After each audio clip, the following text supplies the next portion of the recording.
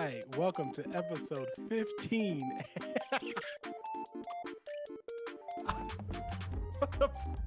For the podcast listeners, No Yendi just did chance a that this- surprise reveal that he is What's up, wearing guys? a blonde wig so that you guys can know. Yeah, he's got a lavishing hair right now. It's up to his shoulders. He didn't dye his beard to match the the wig that he has on, but Yendi does have a wig. Bro, you So- can rock it. You can rock Yeah. that hair, bro. You look like you I- fix mouses on while you're surfing at the same time. So, Hey guys. oh Oh gosh. no. Okay, well now. So Kidding, now- yeah. kidding. So, all right. Now that we've had that great entrance, welcome everyone to episode 15 of the LPF show. I am your host for today, Alan. I'm here with Chris. Okay, I'm sorry. Now it looks like he has a mullet, and Yeah, I'm thinking of and Doc. Yendi, who Hi, has I'm Sven. You're Sven. Oh, Sven. okay, special guest so we Sven. have a special guest Sven who is here, but Yendi is here in his nice wig. It looks great, actually. He's Thanks. rocking it pretty well right now. If for the podcast listeners, go to our YouTube so you can see this, and we'll probably post it on Twitter. But yeah, so we're Kind here of look for like episode- Chris Hemsworth as well, right? a little bit actually. Skip. Yeah, Whatever. I mean you're doing big great, deal. Yendi. You're doing great. All right, so before we start the show, I'm going to go on to a little bit of housekeeping for us. We're still doing our mouse giveaway. We're only 2 followers away on Twitch. So if you guys are not following right now, go ahead, hit the follow button so that next week we can possibly do this giveaway live.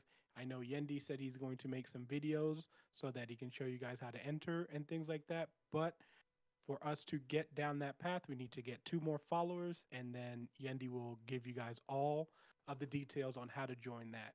And then also, if you guys haven't go check out our YouTube. Chris and I break down a couple of movies and TV shows. We talk about Falcon and Winter Soldier. We talk about Demon Slayer and Mortal Kombat. What else? Yendi's was it, got a yeah. video this week. No, it's actually me. Chris got a video this week. Yeah. I was like, oh my god. Yeah, tune in on Friday. Me and Yendi did a Warzone challenge, where we did a bounty off, I guess you could say. So basically we would pick up a bounty. First one to get that kill got a point. First to 3 wins. It gets pretty intense. It's pretty funny. It's Yeah, hilarious. go make sure to check that out on Friday. Yeah, I checked out the live stream of it, and yeah, you guys should definitely check it out because it was funny with all the screaming and stuff like that. And then also the last thing for housekeeping, if you guys want to be a guest on our show, please contact us. Our Gmail is lastplacefireteam@gmail.com.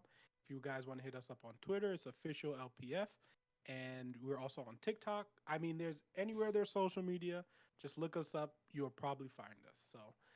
Let's get into the show. First, I'm going to ask the boys, what you guys been playing? So, Sven, you can go first. Oh. Nothing. Nothing you this were week. playing. What do you mean? I was? Oh You yeah, were playing Warzone. Oh my god. You Sorry, didn't- this wig is really tight. Yeah, I've been playing a little bit of Warzone, and I believe that's about it. I think I tried to play Apex, but I had a super huge ass update, so I couldn't even play anyways.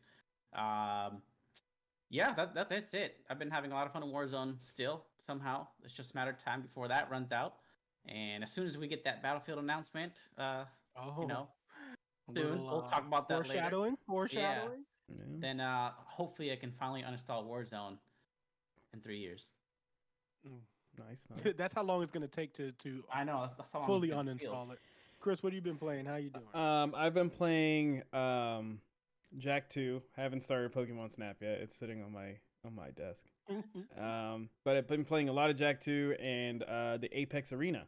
I've been enjoying that a lot while realizing that I just suck at Apex and I can only do good in arena games. So I might be going back to Valorant. I'm thinking about it. So It's a bad idea. No, that's about it. Went from bad to worse. I have decided that when Halo finally comes out, that I'm just gonna be on multiplayer day one and just freaking grind. And hopefully, if there is a battle royale, just like stick to it, and that'll be my game for a while.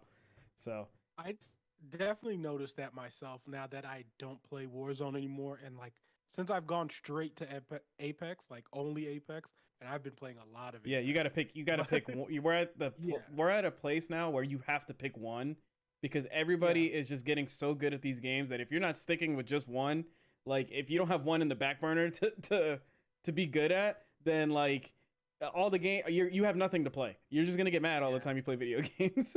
So it's definitely been a grind, like to get back at being like decent in Apex. So I literally played half of last season, and I plan on playing all of this season. But I can definitely see the improvements and stuff like that. Still need some help a little bit on my shoot control, but we're getting there. So I'm definitely been enjoying the new season. Now that it's working fully, thankfully. It took a little while, but it's there now. But this season is actually pretty good. I just want 2 changes. They need to put the bow in the box and a Spitfire in the box, and that's it. If they do that, the game will be perfect. But besides that, the game is really good. World's Edge is back, so the game itself has been really good, really smooth now that it's working. So Also, Black Magic said, "What the heck is going on? I definitely missed something. You didn't miss anything. We have no idea what you're talking about, and everything is normal here. Yeah, so, Everything's fine.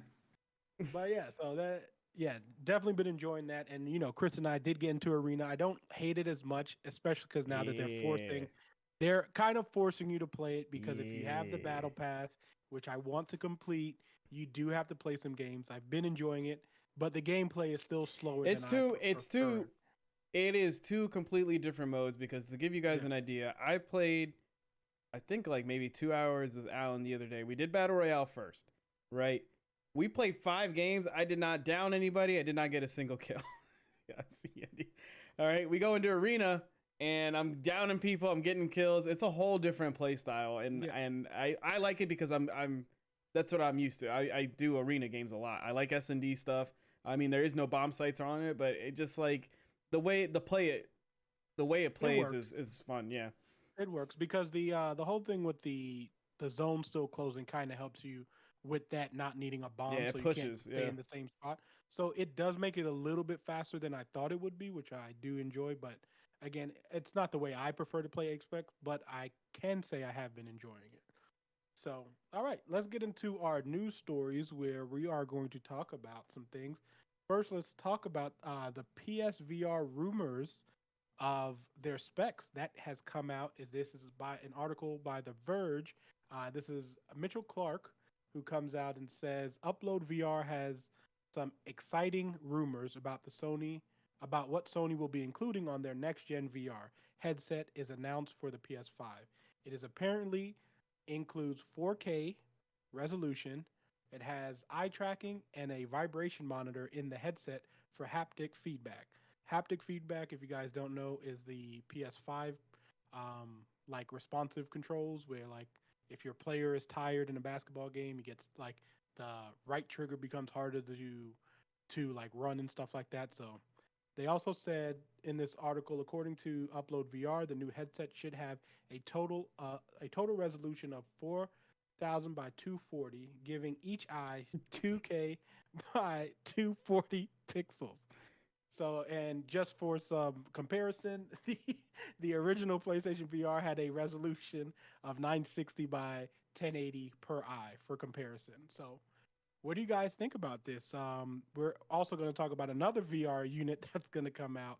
But what do you guys think about this rumored thing? Is it everything that you were expecting, or did you want more? I had a feeling that they were going to go ham on this, but this is the thing, man. All right, this is the thing. Let me turn that down. I'm sorry. If you have a PS5, when you finally get one, all right, if either you get this one or you get whatever rumored freaking other PS5 that they're creating right now. That's not a PS4 or PS5 Pro. It's just an upgraded chip, whatever crap. Be ready, right, to have a landing platform next to your TV for your PS5 to take off of, because that is that headset connected to the PS5 running at 4K and all this other stuff. It is going to burn a hole in the PS5, man. I mean, like, I hope it works. I hope it's successful. I'm not gonna get another PlayStation 5, or I'm not gonna get another VR set. I have the Quest 2, and I love the Quest 2 a lot. The only thing that pisses me off is, um, this is the only time I feel the exclusive part of Sony, because they have exclusive VR games that you can't get on PC. So like the Iron Man game, I think there's a Batman game. They have like 3 or 4 games that are exclusive to PSVR. You can't get them anywhere else, and I don't think a lot of people are playing them, and I don't think they realize if they just opened it up to all VR headsets that it would do a great job. But you know, Sony. Yeah, I hope it's good. I'm not getting it. My PS5 is gonna chill out, and we have decided that we will not be getting into that business. So Okay. Yendi, what are you thinking? Who? Sven, I'm sorry. Oh, What do you well, think? actually, hey, man, an upgraded 4K VR is a win for everybody, especially for those PS5 users who desperately need new stuff, not old recycled content that they keep pushing out to people. So yeah, having this new VR that seems to have really good specs. I mean, 960 by 1080 per eye. That's definitely an upgrade from before. No, And I no, think 2K. It's sorry. Oh, It's sorry. Yeah, you're right. yeah. You're right. That's Hmm. definitely yeah. That's quite an upgrade, actually. Yeah. It's a So huge. that is gonna make a world of difference, both in just graphical fidelity and immersion, both. Mhm. Um, so I was very close to getting a PSVR when I had a PS4, but I just didn't think it was powerful enough, and I didn't think there was enough games out there to justify spending the amount of money they asked for, which I believe was was it it was four like, hundred I dollars? think it was $400. It was like buying a whole nother system. Yeah, so Console. I could never justify that because it just to me wasn't powerful enough. Being a very spec heavy person, I want to have the best of the best at the time. So if I was gonna go with VR, I would have got the Vive or the Valve Index or something like that. But this is I definitely see this as a win for everybody who wants to take VR seriously for the PS5. And now with them selling like crazy, I'm sure that they're gonna have a large install base, which means developers will want to jump in on that and try to make AAA games. No Man's Sky is a good example of a game that's awesome on VR, and it was only available on the PlayStation VR. Or no, I'm sorry, that's wrong. It was available on the PlayStation VR and the other headsets as well. But it was the only console that offered that. And right now, Xbox doesn't have that option, and it just I mean, that's a big win for PlayStation. So I'm looking forward to it. When I eventually get a PS5, I'll probably get a headset, a VR headset right alongside it. So I just think it good for sucks them. that it. I feel like I said, I'm happy for it, but I feel like this is gonna ruin the VR space. Um, we've already seen. I'm just saying with the exclusive wise, because we've already seen that since they've been doing it, Oculus has recently done something where, I mean, this is stupid, but there's a game, I forgot what game it was, that it's coming out, that's like on the level of Half-Life. Half-Life Alex. Like it's a game that everybody's excited for. I can't remember what it is. If you remember, put it in the chat. Um, but it's only going to be for the Quest 2, and that's it. It doesn't go on any other headset, just the Quest 2. And I'm like, that sucks. Like, that's so stupid. Why would you do that? So Yeah, I mean, this goes back to like our exclusive talk though. Like I know, but like, they have to have something that pushes those units out. Like I could you imagine? Could you imagine if Sony decided like, hey, why build a headset that needs our like, I get it, needs our console, but just go into the VR space itself. Like, if I'm pretty sure my computer with that headset would be perfect. It would be perfect for it. Like, you know what I mean? It's way stronger. Like, I don't have to rely on the PS5. I have a better tech. You know what I mean? And it'll work out. And I feel like they would make good money. I mean, I get it. If they were able to do it where it's like, hey, this works for the PS5, and also you can hook it up to your PC if you have one. Like, it would be. I yeah. think it would work out. I know they wouldn't do that. I see what they're doing, but yeah. I mean, again, it goes back to our exclusive talk. Like this is more incentive to push their console. and Sony has shown that is their main priority. They're going to try to push their console regardless. So them having exclusivity, it's nothing new to us. I feel like they're going to do this to the end of time, especially with this Epic and Apple stuff that's been coming out, and PS4 not even wanting to be cross platform and all that stuff. Sony wants to be isolated inside of itself so that you have to go buy their console. They kind of want to do what Nintendo's doing, honestly, and it's not surprising to me. But these other companies want, Microsoft wants to branch out like that, but they don't. Sony has no interest in I mean, that. Microsoft's the only one without a VR set. Yeah. Nintendo has one. Going back to what you said, Chris. The game that they're making exclusive, is that from a developer that's making it, or is it from I feel like it's from Oculus themselves. Oculus itself? I think it's their company. Yeah. So they really don't care because they're funded by Facebook.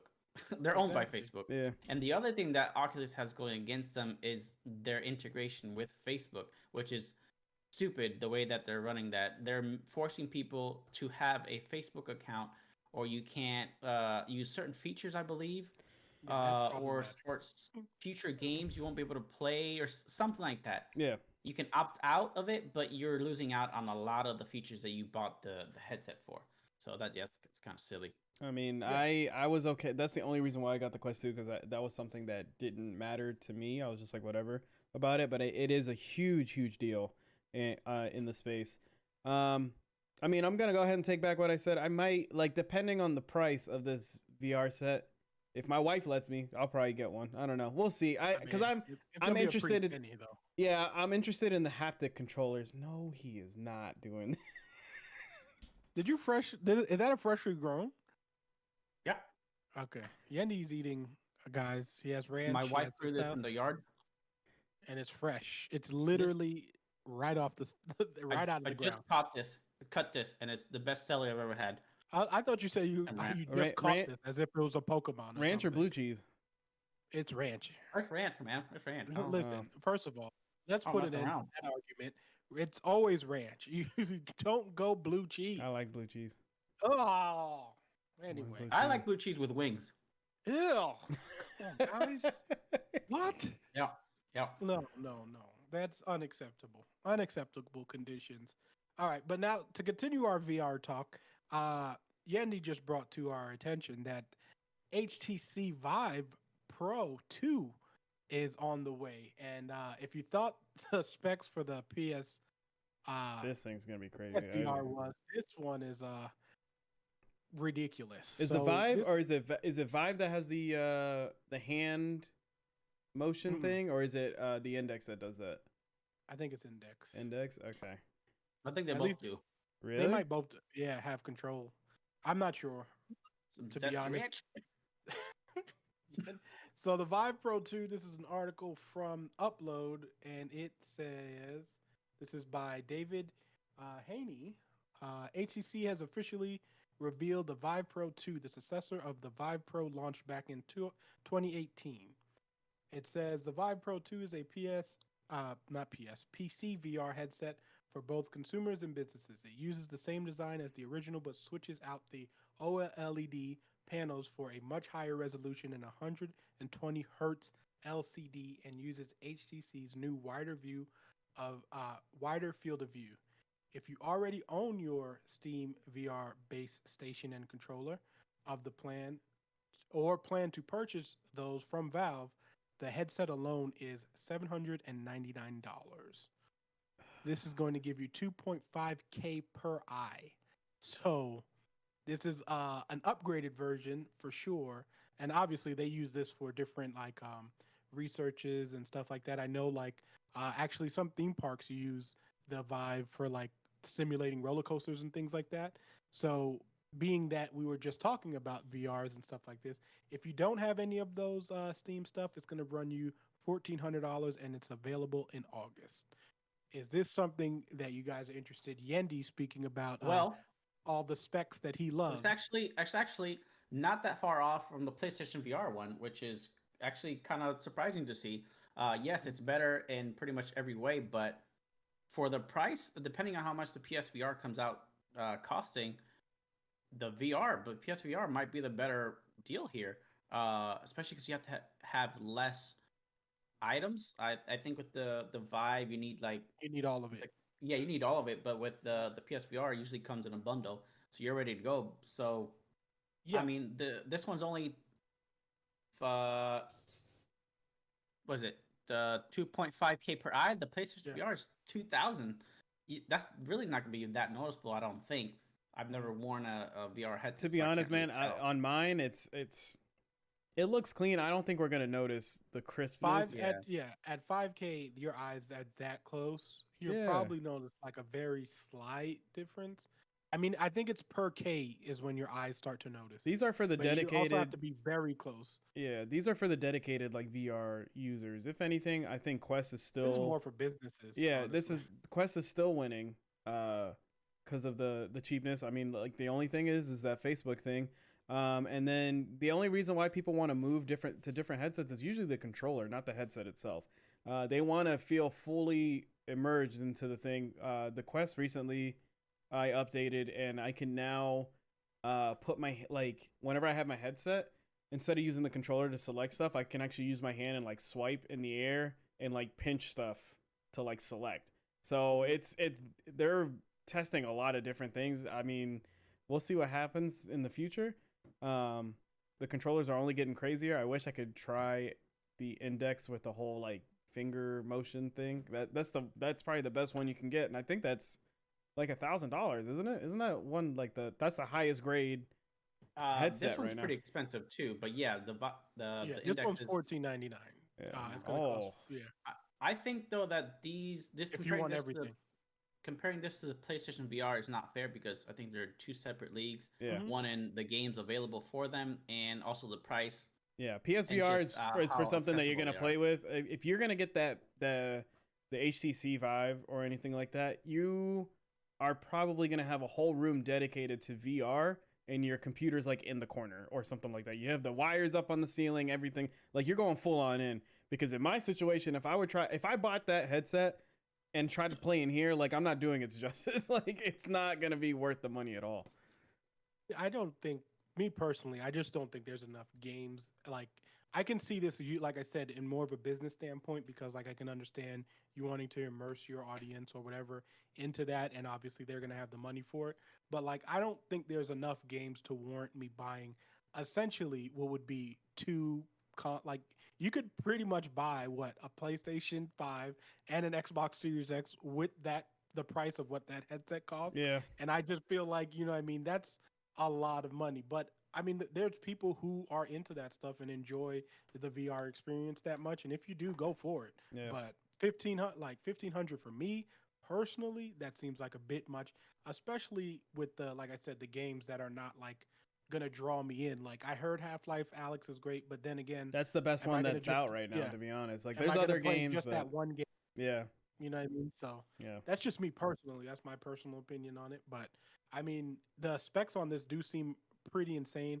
The fact that we're getting to this part in VR, I just think the only thing VR needs is once it can get the game situation settled and developers start making like first party AAA games for it, then VR is really going to take off, in my opinion. Just keep giving me Star Wars games. That's it.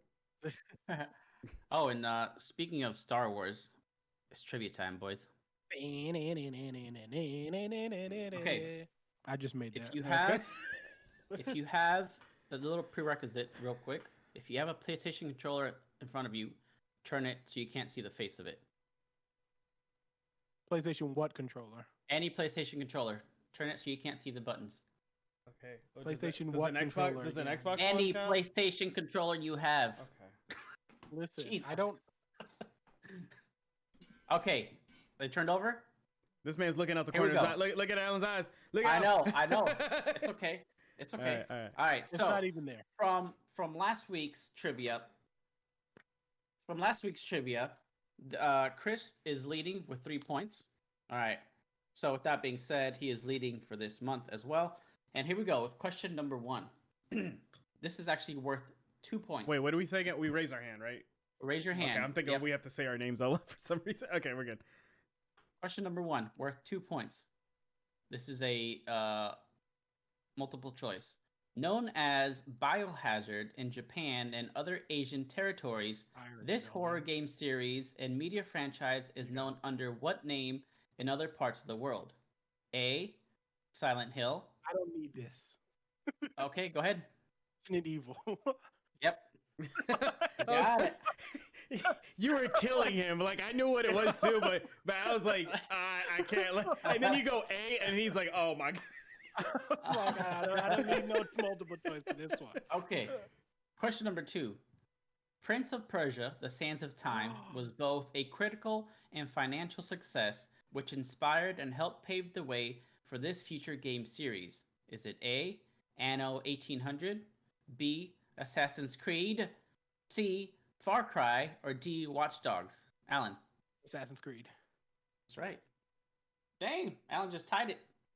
Damn. Okay. Boy, his hands up Okay. before the question's done. That's why I finished the question. Yeah, he didn't look. He didn't look. To be fair, he didn't look. But I was ready. Number 3. After being fired due to contract disputes, Jason West and Vince Zampella would go on to create Respawn Entertainment. What was the name of their former studio? The one that I want a multiple choice, you don't. He's right. What's the name of their former studio? They created they created Respawn. You said, right? They started Respawn. Mhm. I'm gonna take a shot. Go ahead. Was it High Res Studio? Incorrect. Yeah. I don't remember it, to be honest. Go ahead. Back to life, because they went on and raid Respawn. So Oh, Incorrect. I'll give you each one more guess, and then I'll tell you what it is. Let's Play Studios. Nope. Yeah, I don't know. Alan?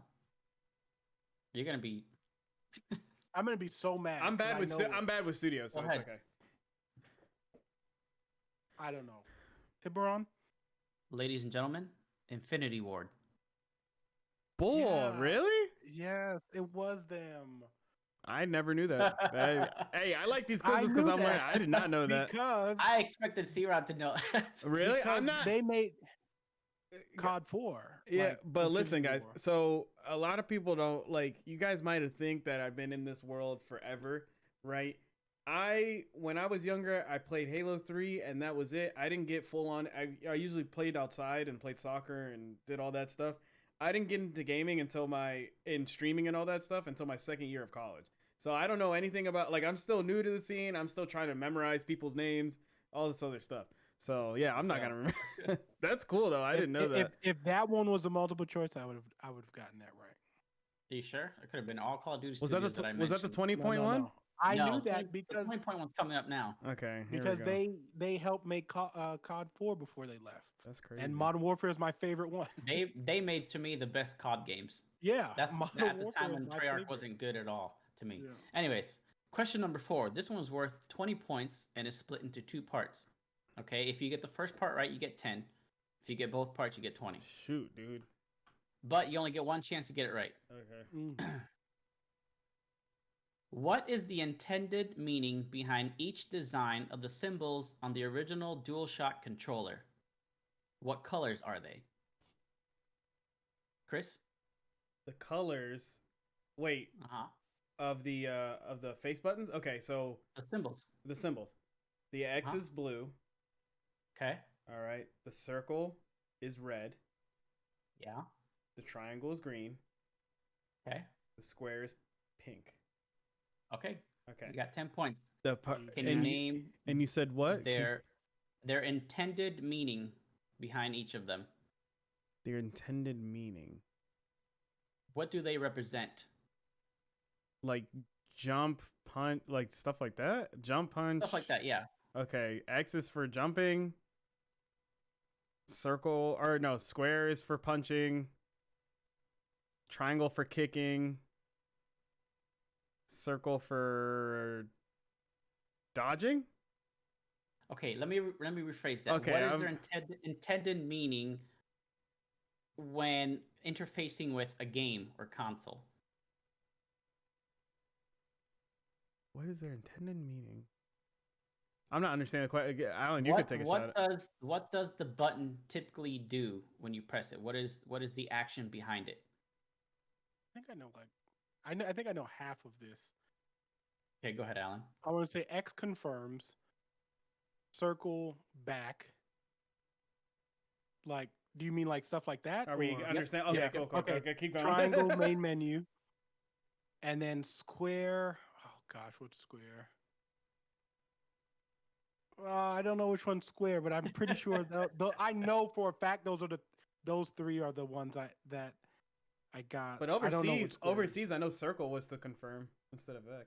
I know Well, that much. Konami game circles are circles confirm. X is but X confirms. Yeah, I don't know what square is. I don't remember. So I should get 7 points. I'll give C-Rod the 10 for guessing the colors, but you both got the intention wrong. Let me get that right. Hold on. 1, 2, 3. All right. So the original intended meanings were circle was to confirm, the cross was to cancel, square is menu, and triangle is a point of view. Point of view, that's what it is. Yeah. All right. Now I get it. I just know Konami does it because that's the way Konami does it. But when it got translated here, yeah, it swapped. It swapped. Uh-huh. But any Konami game you play is circle is confirmed, X is Okay. Question number 5. I should get half points for that though. You didn't get one right. Just saying, I got it right, just in the wrong order. Okay. In order, what are the full titles of the first 3 Uncharted games? Oh, Chris. shoot. I shouldn't have raised my hand. Of the first 3? Uh-huh. Okay. Oh, shoot. I don't know. Uncharted what? I don't know. I don't know what 3 is. Oh, shoot. It has to be in order. It has to be in order. Yeah, I lost that. Okay, so I'm going to say like Uncharted Nathan Drake something Drake. No. Oh, dang it. Okay. Alan, and then we'll go back to you so you can take a chance, but you won't get points. Okay. Drake. I can go out of order. I don't know what the first one is. I think it's like, man, I think Uncharted. I don't remember, but is Uncharted 2 Drake's Fortune? No. Okay, then I don't remember. All I can remember is A Thief's End, which is the 4th one. All right, so tell me what you think they are, Chris. Go. I know I don't know what they are. I know A Thief's End is one. Right? And then okay, well then I know there's a Drake's Fortune in there somewhere or something. Yeah, so Uncharted 2, and then Uncharted 3. There you go. No, I don't remember them. All right, it is Drake's Fortune 1, Okay. Among Thieves 2, Among Thieves. That's and Drake's Deception 3. Yeah. Ah. I knew there was a Drake's Fortune. Is there a Thief's End? Is that number 4? Is that the last one? Okay, 4. that's what I thought. Okay. All right. Last question. Damn. Here we go. I thought we were done. PUBG was originally a mod from which milsim game series? Chris. Gary's mod? Nope, that's a mod of a series as well. Okay. Go ahead, I got Alan. 2 in my head, and I The first one's the ones that can count. wait. Can I get a second chance? I'll give it to him. Sure. Okay.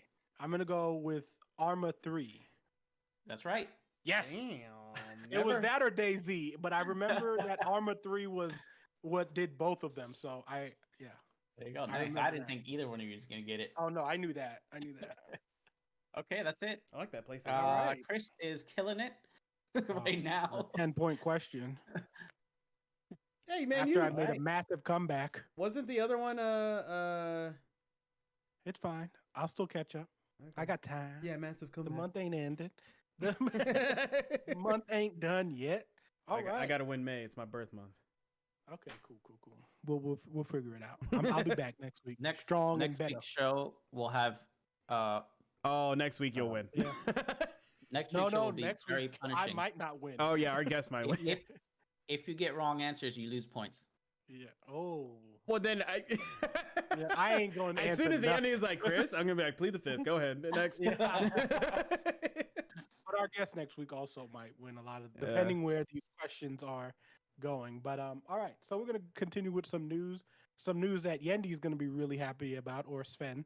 But the next Battlefield is planned for release between October and December of this year. And if you guys know, Yendi has done a video on what 5 things you Battlefield 6 needs to have in order to be what he considers amazing. But I think he's still gonna love it and play it.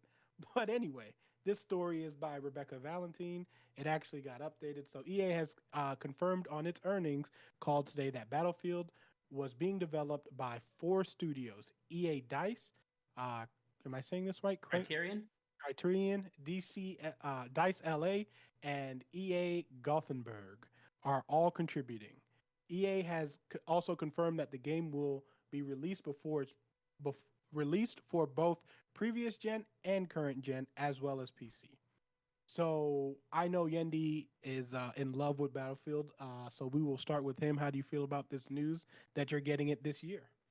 Okay, so the rumors said that it was originally going to be revealed this month. So it's kind of disappointing to have to wait what seems to be another 16 years to get an actual reveal, and then again, it's only going to be probably a like a CGI trailer. No, I think it's going to be an EA. I heard there was going to be an EA show, and I don't know. And I don't know if it's specifically for EA Live is July 21st.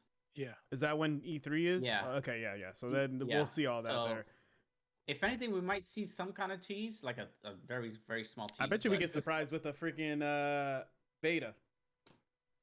I think we'll get a beta. Cool. Yeah. I think we'll get a little beta.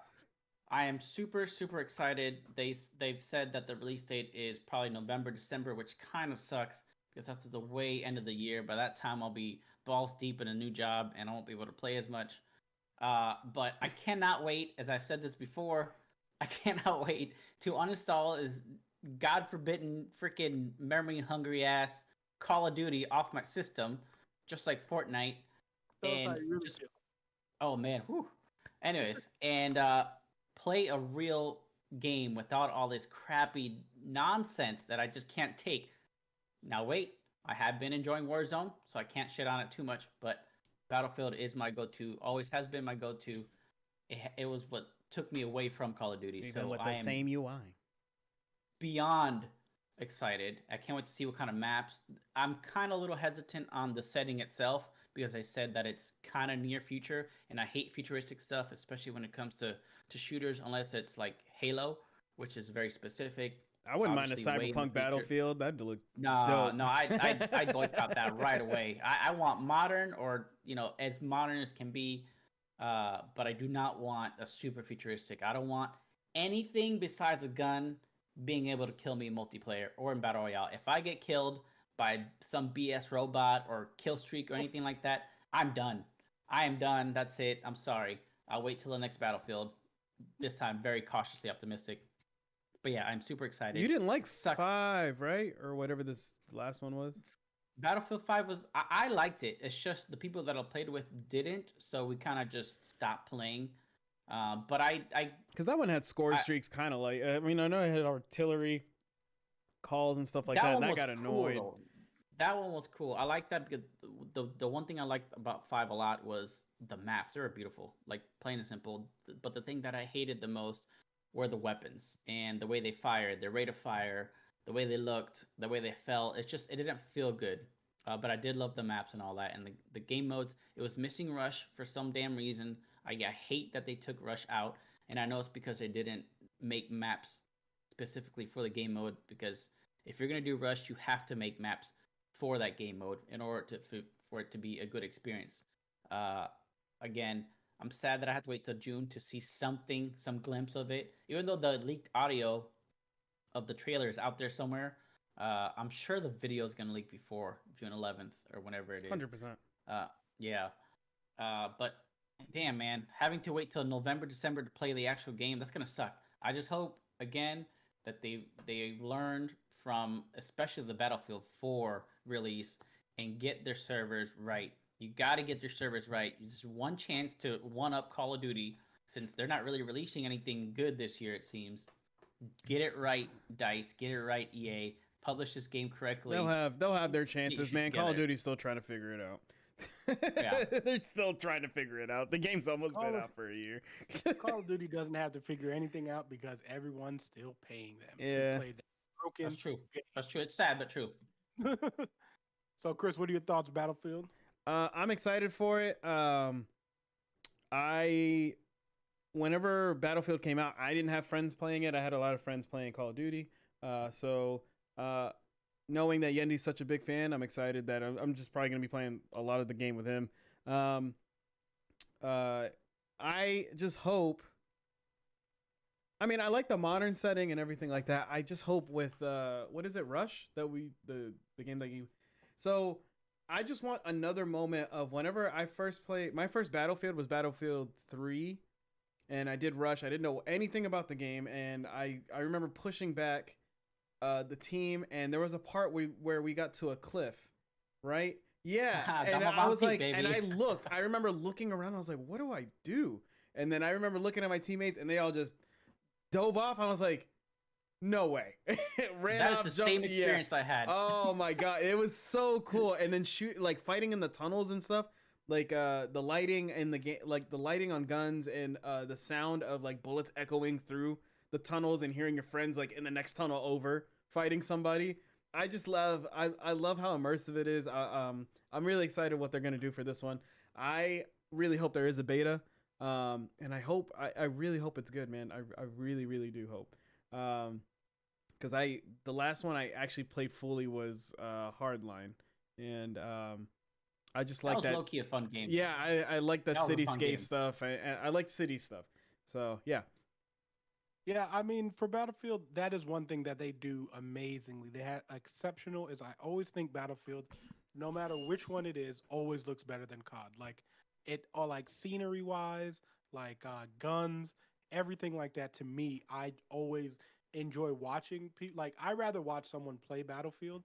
I particularly don't play Battlefield that much, but I do enjoy watching Battlefield because I do like all of these mini side battles, and it actually feels like you're on a battlefield, which I think is amazing. And watching people play it, I just particularly don't like the map being that big. That's just my preference. I know there's game types where you can shrink it, so I'll probably play some of that with you guys, especially if it's going to be on the EA Play Store, because then you don't have to pay full price for it. You can just get the subscription, and then you can play it that way. So I'll definitely give it like a month try to play, but then probably quickly go back to Apex because that's what I'm playing, and that's just what I want to play. But I definitely want to give it a try.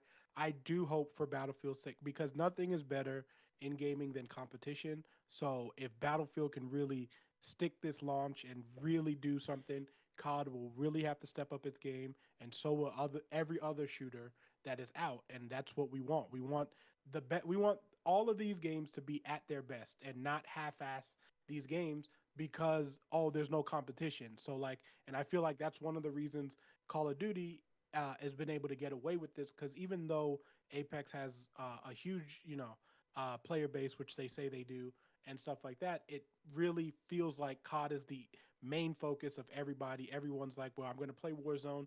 It doesn't matter how many people are cheating on it. It doesn't matter. Well, I'm just going to go play it. And I feel like we need that competition so that they can finally fix that game. Because, I mean, I've uninstalled it and never looked back, and I don't plan on reinstalling it. I mean, I haven't seen the cheaters thing. I think is kind of, well, it's probably because we're in the lower skill-based matchmaking. They're all in the higher lobbies. So, I mean, that's why I've been having fun with it. I've been okay with it. If you watch a lot of the big streamers. Oh, yeah, all the time. It's just nothing but stream sniping and hacks. But I'm excited for, I like, hopefully after this Battlefield comes out, hopefully they continue. Like, we don't get another long period of time where we don't get one. Because I did like the days where, I did like the days where like Call of Duty would come out and then Battlefield would rival it, and then it was like it was the same thing with like the console wars. It happened with Battlefield and Call of Duty. Like they would come out at separate times, and everybody's like, "Oh, this one's better," or "This one's better," and it would go through. So, I wouldn't mind like a 2-year period, but it's been a while before this last one, right? Yeah. So It has been, but I personally don't like the getting a Call of Duty every year because I feel like it it doesn't give diminishes the it. They don't game. give it enough time It anymore. does. Yeah. Nobody has enough time to develop the game, and then you don't work out the kinks. Honestly, the reason why Warzone is another reason why Warzone is like this is because they're already working on a 2021 COD, whatever they're going to call it. But there's already a new COD that's going to come out this year, Yeah. and we just got Black Ops, so they're going to come out with another one this year, and then another one in 2020.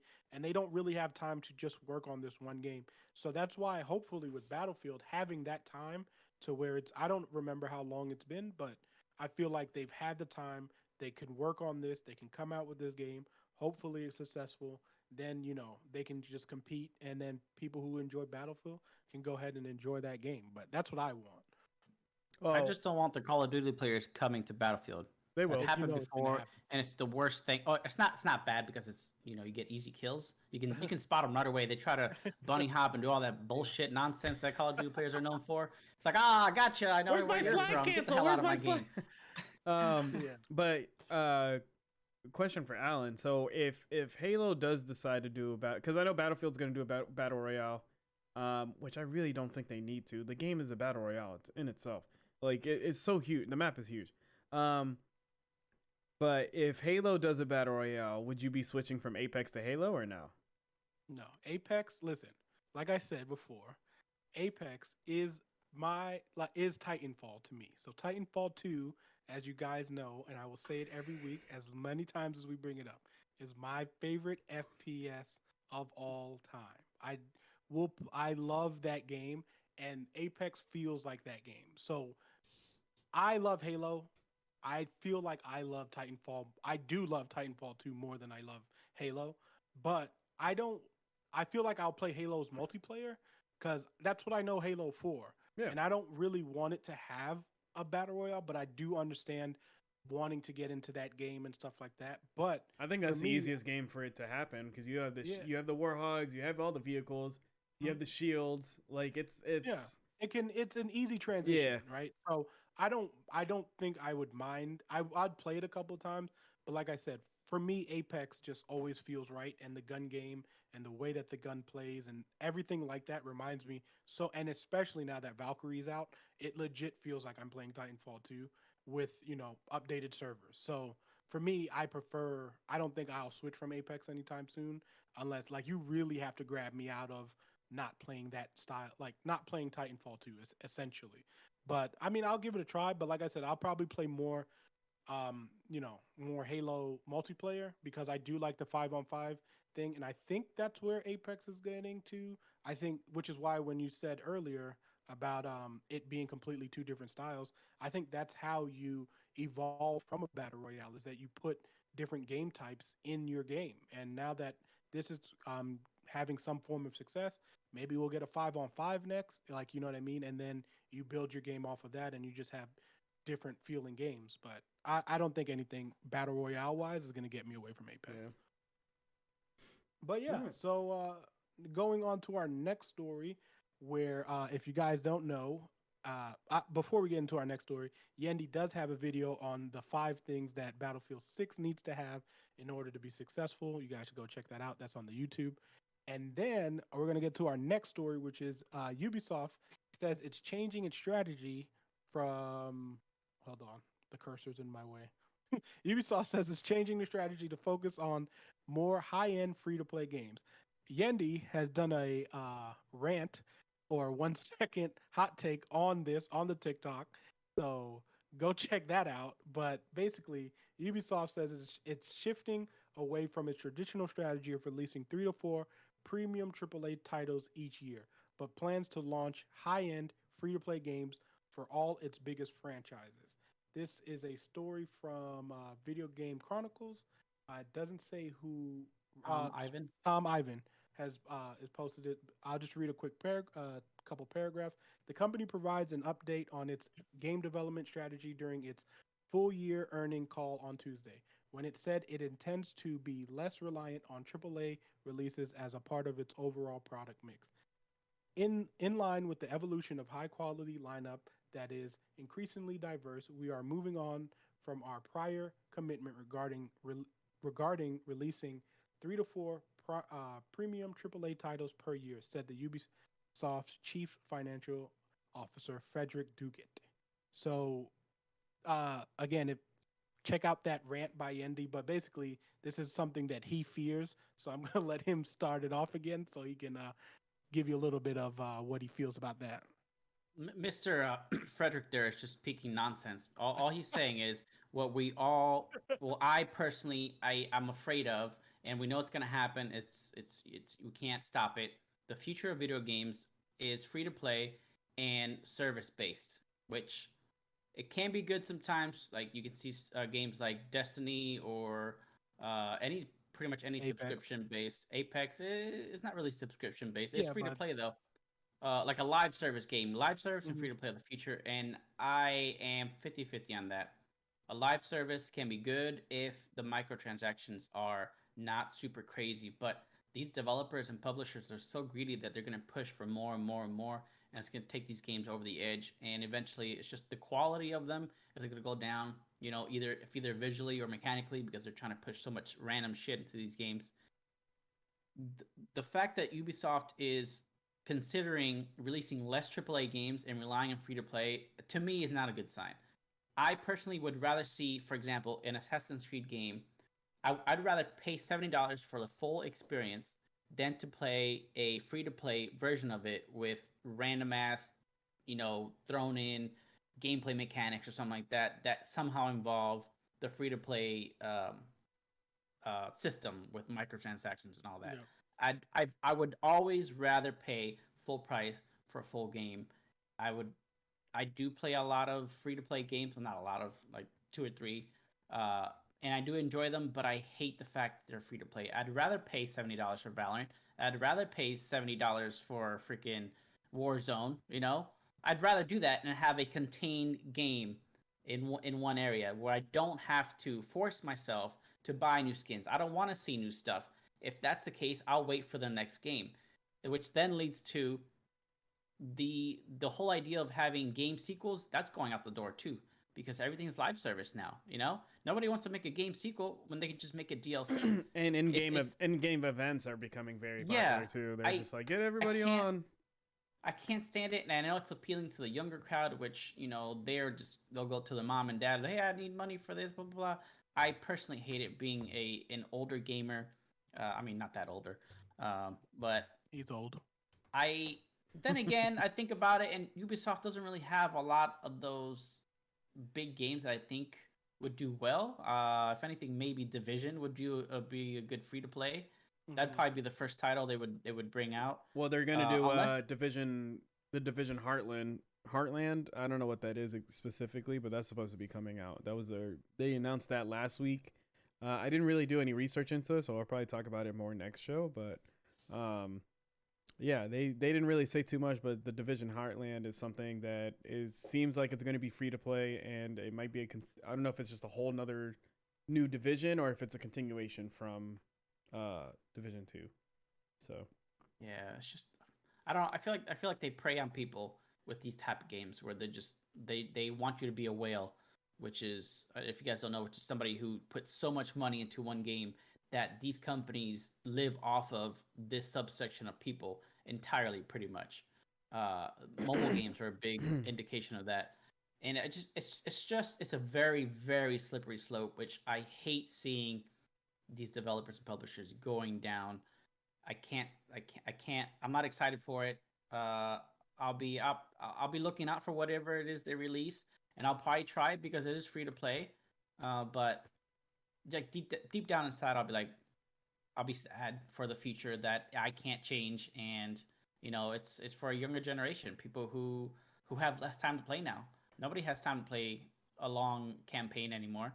Everybody has too much of a short attention span to play any of these games, to put this much time into which sucks because the I'm finally past. getting into the mood of going back and playing like campaign Yeah, games. Like I'm ready for Ratchet and see, Clank, like to sit down on my couch and just enjoy a game. at this point, you got to argue: are exclusive games like PlayStation games good?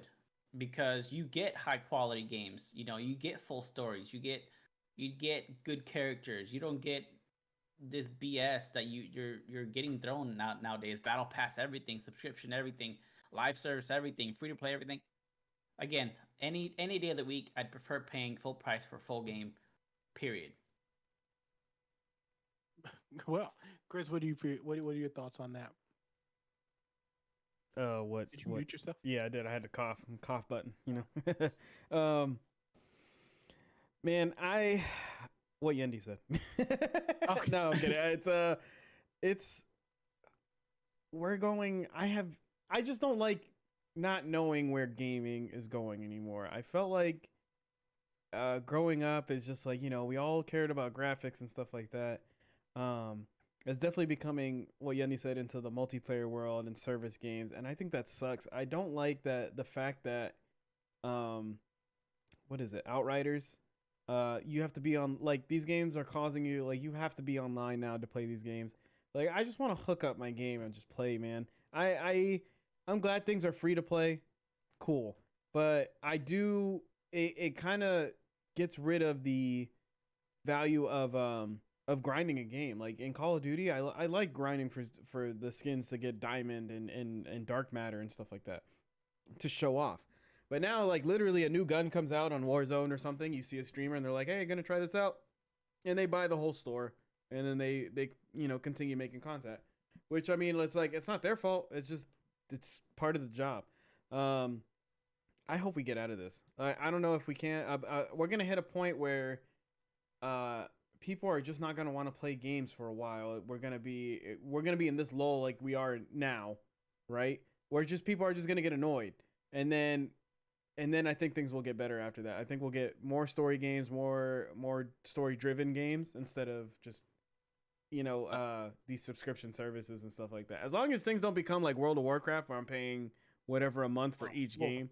Like, Yeah. nah, World of Warcraft is good. I'm saying the paying part. Like, could you imagine you're doing the subscription, and then you want to play Apex, and then, like, you have to subscribe, and then you want to play this, you have to subscribe, and then, you know what I mean? No, but World of Warcraft does that, but that game, if anything, has the closest to the game working on day one. It's World of Warcraft because you're paying for things. But that's what I'm saying. Like, but yeah, that's what these companies are going to try to do, and then we get crap. Like, it's not going to work.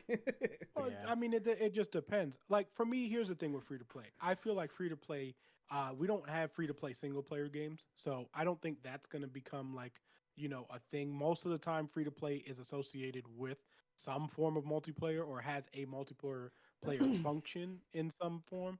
But I do agree with Andy with it is going to add to the value of PlayStation games because it's going to have you're going to be able to go to those games in order to play it, because now if you want to play these high profile single player games, you're going to go to Sony.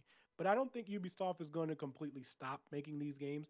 I do think this is a way to try to get some money in and stuff like that. But again, you don't have to pay for anything in free to play. So as you guys say, like, I don't feel there's any harm in it if you don't want to pay for it. Like, I don't need the skins. Like, obviously they're cool, they're great. I mean, I purchased skins in Apex. I'm not going to say I didn't, but like, that is something that I don't need. My only thing is, I have an issue when free to play, when microtransactions like impair the game itself. Like I need this thing, kind of like what's Battlefront, Star Wars Battlefront, the first one. Out and actually Knights of the Old Republic, the MMO. Yeah, that one it literally took features out if you didn't pay for it, and that's where I have an issue. And if games start doing things like that, then I'm going to have an issue, because I know Knights of the Old Republic, you couldn't get like rest area points if you didn't pay for the game, which is a problem because like that's double XP. And in most MMOs, like you go to a rest area in order to get double XP so you can level faster. Like you're now taking functions out of the game so that I have to pay. I mean, there was a period functions where all games did that. I mean, people haven't really I don't think a lot of people have noticed that this has gone away.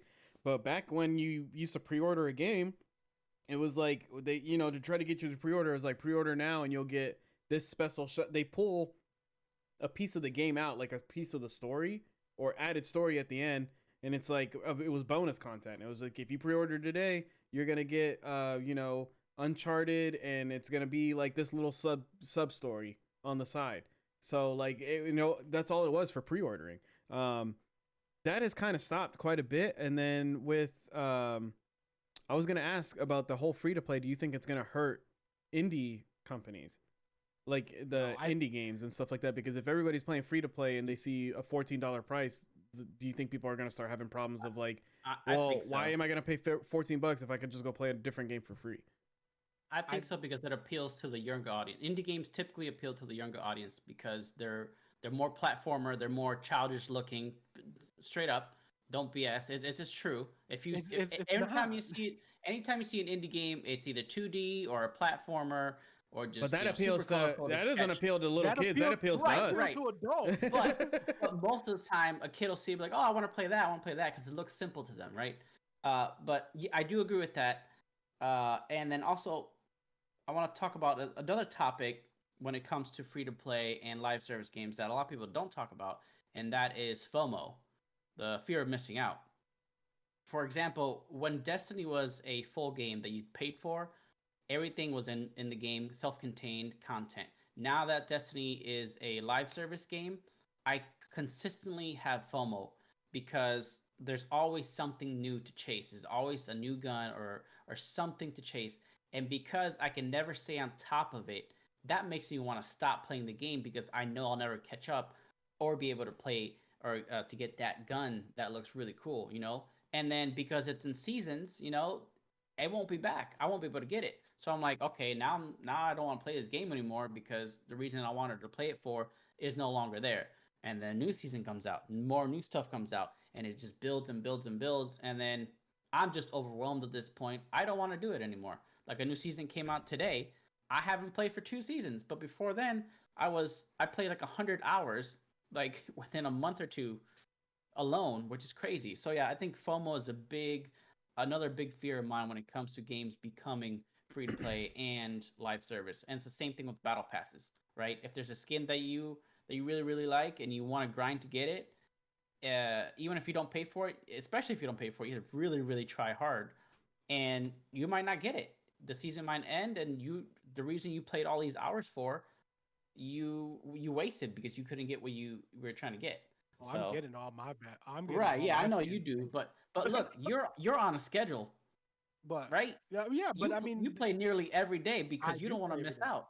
But yes, but I also don't care about the other games that I'm missing out on. So because Apex has enough of what has kept me there, and I feel like when games can keep you there, you don't care about the other games. No, I care. I like too many things. Not on itself. That's on you as a consumer. Yeah. Have now that into your thing. Like I said, I deleted Warzone and have not looked back.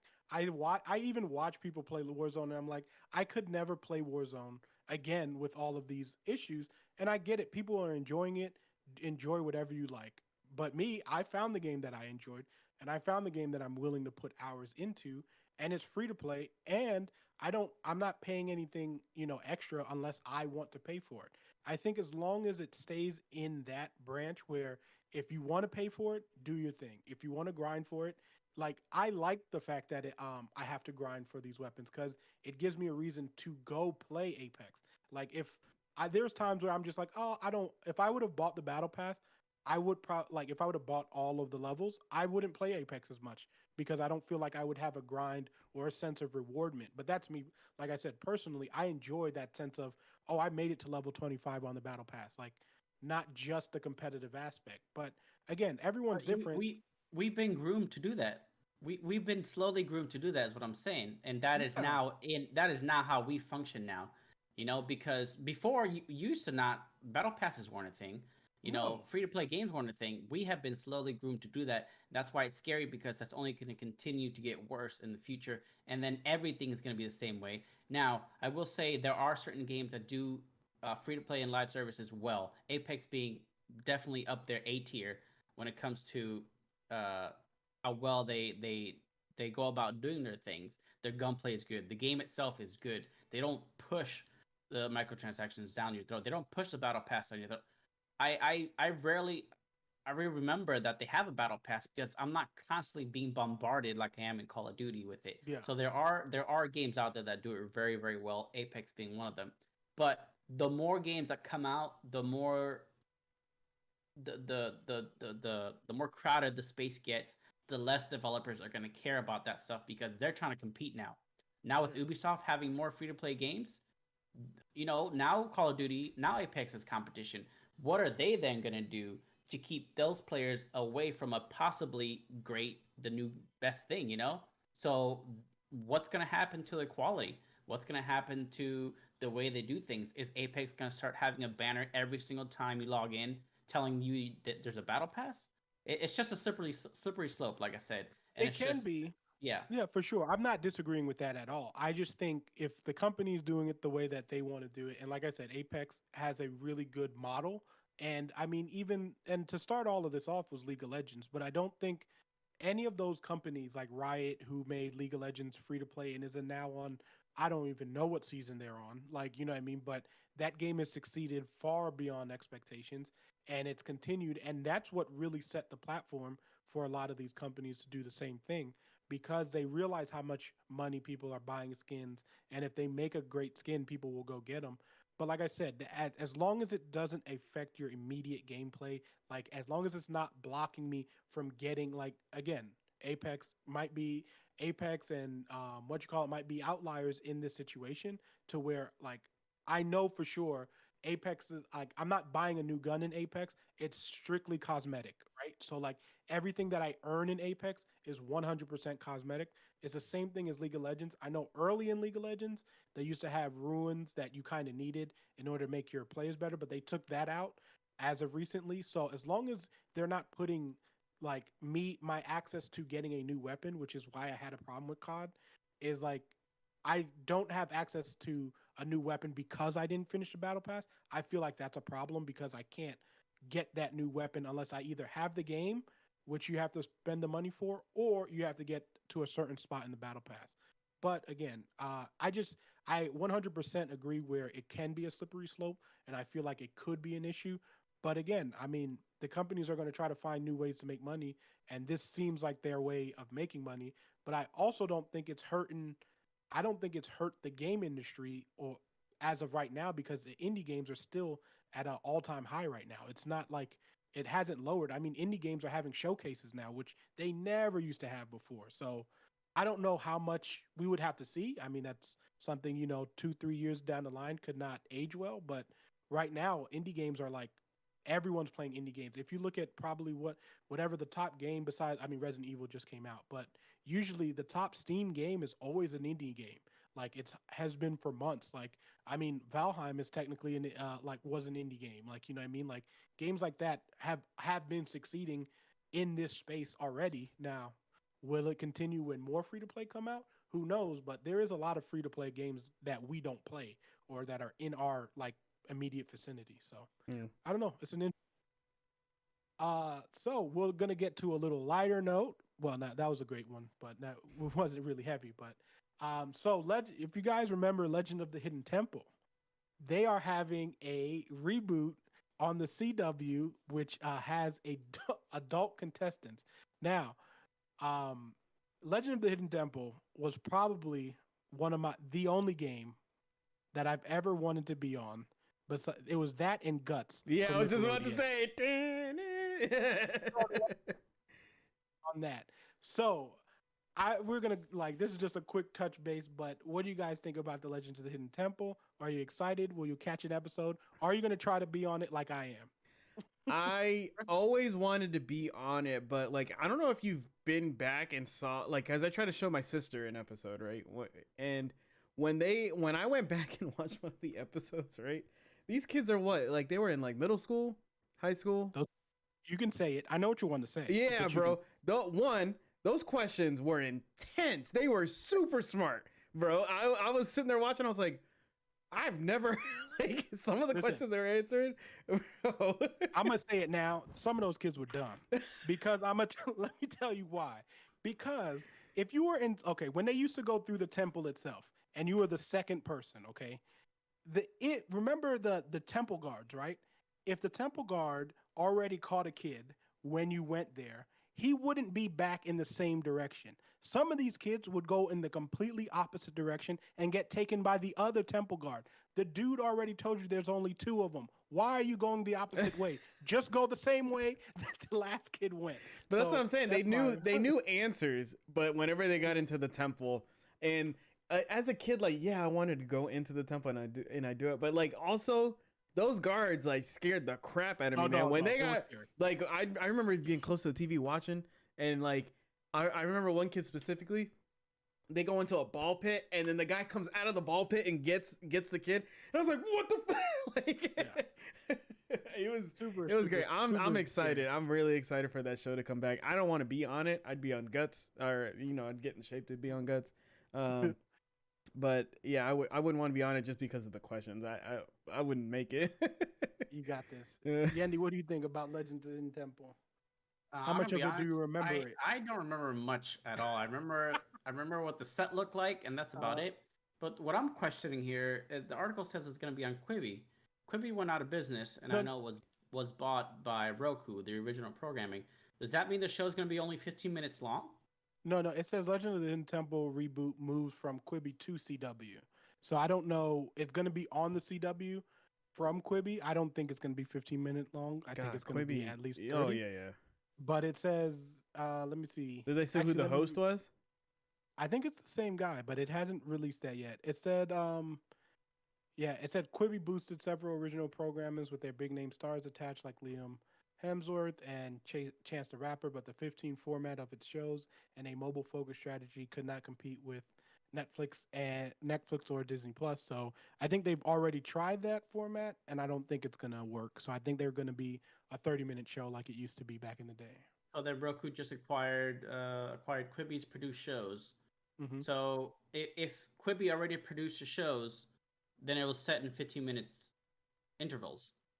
No. So this says it has ordered a reboot. So CW is actually who ordered this reboot. So it was after it was originally announced to premiere. It was supposed to go on Quibi, but now CW is taking it over. And they didn't start filming it yet. So I don't think. Yeah, they didn't start. So now they're able to like, hey, let's start from scratch and because you can sign up for it and stuff like that. Yeah. Gotcha. Okay. Okay. Well, yeah, I'm all for bringing stuff back. That's brings back nostalgia. As long as they keep it, like it was back then. Don't introduce some bullshit mechanics and stuff like that now. Don't do this to me.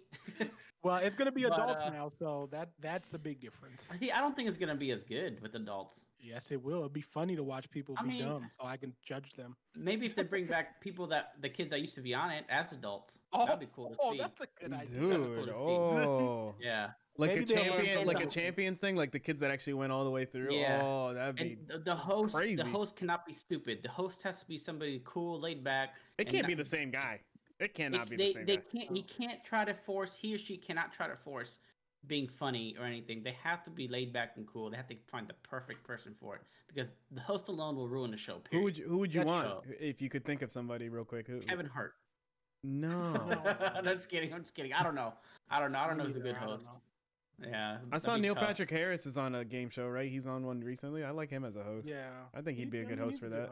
But I don't think he's gonna do a CW show. No, he requires a little bit more money than CW can provide. You know what I mean? So, all right. So we're gonna LPF can host. Hey, Legends of the Hood. We can all three host. We'll put the suit on.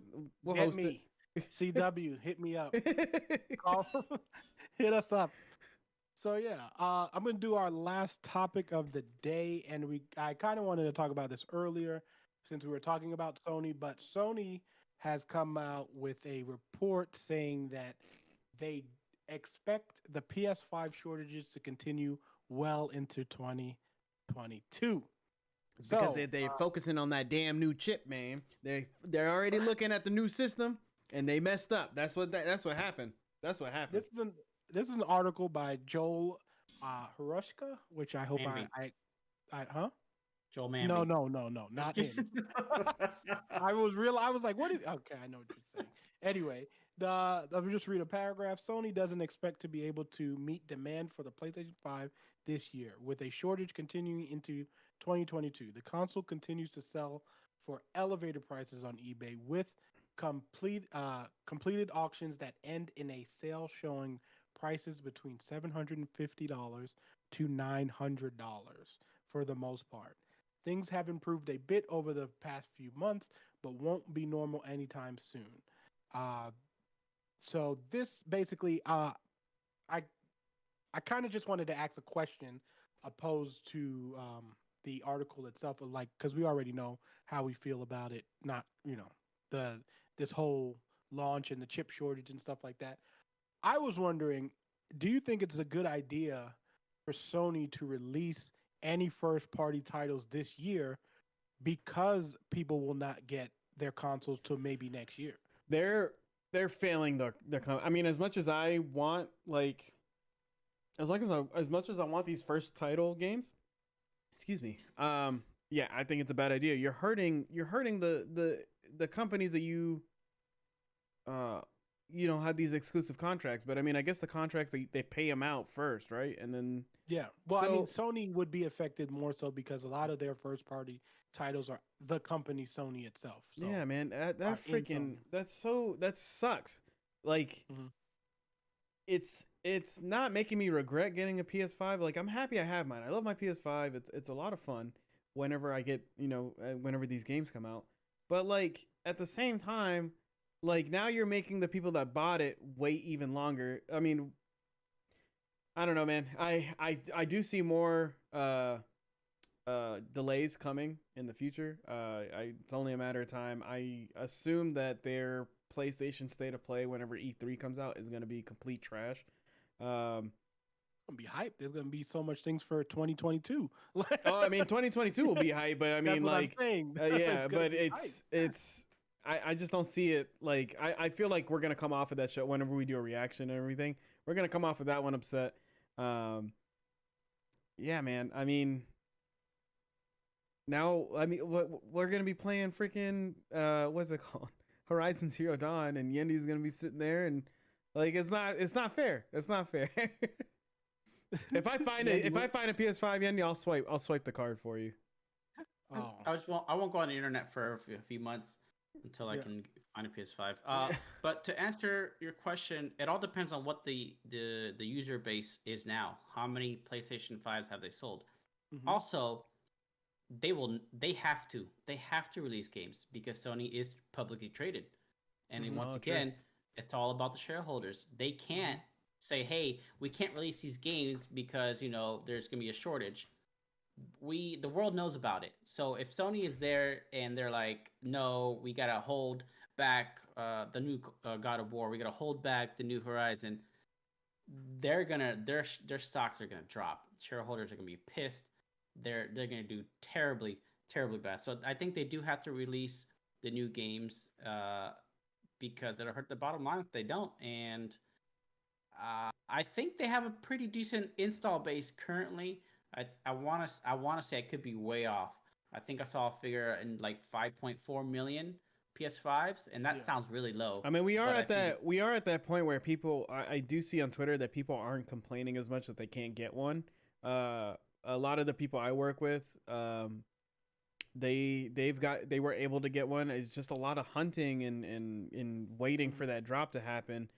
But I mean, they just made like I said, they just made the mistake of like, because even before the PS5 dropped, before when I got my pre-order and like a couple weeks out, there was already rumors of that next one, that they were working on the next one already. And I'm like, why would you do that? Like, you don't even have the enough for the people that want one now.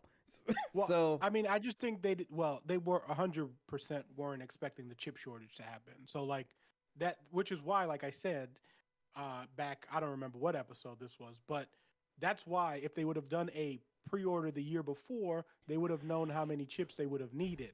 So that I think, but again, they kind of didn't plan for a chip shortage to happen during COVID. I mean, this chip shortage is affecting a lot of everything, tech, personal, like a lot of tech, all around. But again, they weren't prepared for the situation, so they were surprised, and that's the problem yeah. I think This with the whole this thing. also this also doesn't say that they're gonna stop production. There's just gonna be No, less no, yeah. PS5s. Mhm. So I think I think they're going to continue using this bullshit thing that they have going right now, where they just keep releasing last gen games and people just keep buying them up. And a big game that's going to take them into, uh, uh, drive their shares up again is The Last of Us remake, which I'm pretty sure is going to release alongside the TV show I'm not to sell even more games. And people are going to buy that up like crazy. That's going to be a nice boost to the bottom line. Period. If it's all enhanced and stuff like that, that my PS5 is gonna be looking clean, I'll probably do it. I really do Not think doing that is the strategy right now, to rely on enhanced games that have already been released, and they're gonna try hard to save the really big titles for when the PS5 is at full production again. Yeah. So. To be fair though, Sony did do the whole if you have PlayStation Plus, a lot of those games you can actually if you already have them, you are allowed to play them on your PS5 and you don't have to pay any extra, which is a good thing. Like, which is the way it's supposed to be. Well, that's the whole reason why I'm playing Jack 2 right now. Is like my whole PlayStation Plus library is full, and and I've just been going through those games. I mean, I'll let you know. Like, I'm really banking on Ratchet and Clank being. I mean, from what I've seen, I love the way it looks, but I'm excited to play it on. Like, whenever I bought my PS5, I bought a new TV with it to match, everything. I wanted the full experience. So that's gonna be the first like full on PlayStation 5 game. I'm gonna see what it's like and if it's really worth the wait. So I mean, I'll probably do a review on that whenever that happens. But yeah, do it. But yeah, so I mean, again, I think this is obviously gonna hurt, because but everyone's dealing with it. So I think Sony's going to be in an interesting spot of what they're going to release this year, just because, like, again, they are going to lose out on some money because the initial sales themselves won't be big.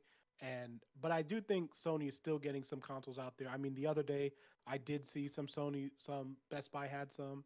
Obviously, they went out quick, but it is what it is. I mean, like I said, they didn't explain for the chip shortage. So next time, Sony and Xbox, what you guys need to do your pre-orders a year in advance so you know close to how much you think you're going to need. Okay? Mm-hmm. Stop giving us these first quarter numbers. I know why you're doing it, but stop it. So let these people need these consoles so they can play. We want to play. We're gamers. That's what we want to do. So, all right, boys. Great show, guys. This is going to be the end of the show. Again, guys, if you aren't following on the Twitch already, please follow. We're 2 away. And if we get to 50, we can do that mouse giveaway next week. And we want to do that so we can try to hit our next goal, whatever goal number that is. If you guys haven't checked out me and C-Rod's YouTube video on us talking about Falcon and Winter Soldier, go talk. And Demon Slayer, Mortal Kombat, go check that out. And then C-Rod's got a video coming out this Friday. You want to tell them about it again? Yeah, it's a Warzone challenge. It's a bounty challenge between me and Yendi. First player, or grab a bounty. First player to get that kill gets the point. First to 3 wins. So yeah, it's gonna be it'll be a fun. Pretty video. intense. Yeah, it's a good. I feel like there's a little. There should be more. We should be doing a little bit more let's plays and stuff like that. So we're trying to get those out to you. For sure. And then, guys, again, if you guys want to be a guest on the show, please hit us up on official LPF on Twitter, or you can hit us up on the Gmail, which is Last Place Fire Team, or anywhere you find us pretty much. But besides that, guys, thanks for the support. We will see you guys next week, and Last Place Fire Team out. See ya.